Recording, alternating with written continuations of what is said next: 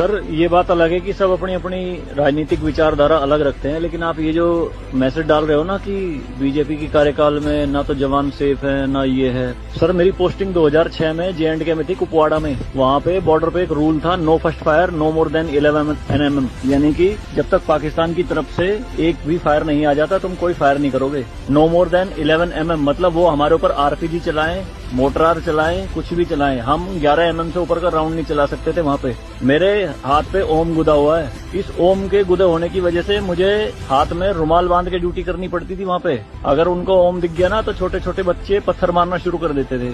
और सर श्रीनगर के लाल चौक पे 26 जनवरी के दिन बहुत बड़ा तिरंगा बिछा के जिंदी गाय काटी थी, जिंदी, और जिंदी की खाल उतारी थी सबके सामने, पूरी सेना के सामने यूनिट खड़ी थी वहाँ पे पूरी, और चक्कू लहरा के खूब बोलते थे, क्यों भाई हिंदुस्तानी कुत्तो, तुम्हारी माँ है ना ये, देखो क्या हाल करेंगे इसका हम। भाई कुछ नहीं उखाड़ सकते थे उनका, क्यों? क्योंकि सेंट्रल में गवर्नमेंट गंडवी थी, नपुंसक गवर्नमेंट थी। हमारे सर पे चौकी बना ली थी उन्होंने, जो LAC है ना, LOC, उस पे बिल्कुल वहीं 50 मीटर के दायरे में। और रात में बड़े बड़े स्पीकर पे माइक पे बोलते थे पाकिस्तानी रेंजर्स, अरे अपनी बहनों को एक रात के लिए हमें दे दो, क्या हुआ हिंदुस्तानी नपुंसको, चलाओ गोली। कुछ नहीं कर सकते थे उनका।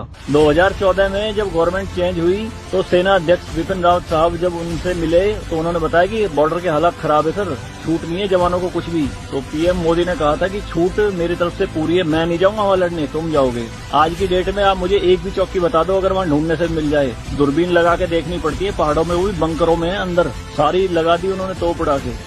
शांति काल में आप 155 MM की बोफोर्स टाइप की तोप नहीं चला सकते, UNO का रूल है। लेकिन 2014 में ये बोफोर्स भी चली JNK में पाकिस्तान की तरफ चौकी उड़ाने के लिए। तो सर ये मत कहिए कि बीजेपी के कार्यकाल में जवान मर रहे हैं, ये हो रहा है। सर सेना के जो हाथ खुले हैं ना वो बीजेपी के कार्यकाल में खुले हैं। मैं इसका